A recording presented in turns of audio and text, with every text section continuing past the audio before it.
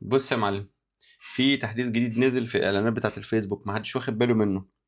بس حرفيا ممكن يضاعف لك نتائج الحملات بتاعتك. كان زمان لما بنيجي نعمل كامبين بيبقى اهم حاجه عندنا الاوبجيكتيف بتاع السيلز، وان احنا اهم حاجه نعمل كونفرجنز بس. فكنا بنختار السيلز وبعد كده بنعمل كونتينيو، بنروح في الستيج بتاعت الاد سيت.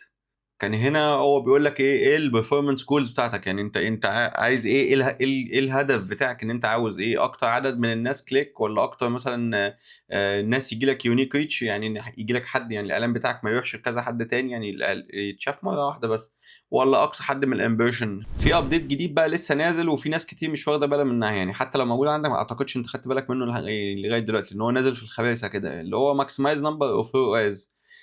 ده بيهتم لك بالناس اللي هي عايزه تشتري، يعني هو اهم حاجه عنده دلوقتي دي الجول بتاعه، ان انت بتفهم الالجوريزم بتاعت الفيسبوك ان انت روح للناس اللي بتشتري. انا عايز الرو از، انا عايز اعلي رقم الرو از بتاعي.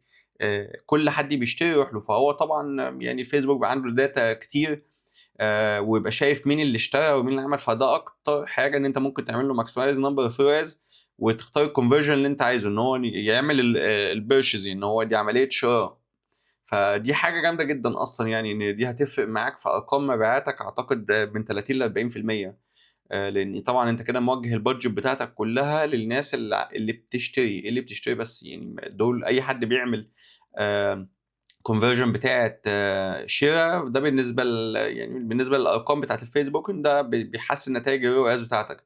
فعلشان كده لو أنت بتعمل لسه الحملات بالأسلوب القديم ده، يبقى أنت بتسبب في إن أنت بترمي فلوسك على الأرض يعني.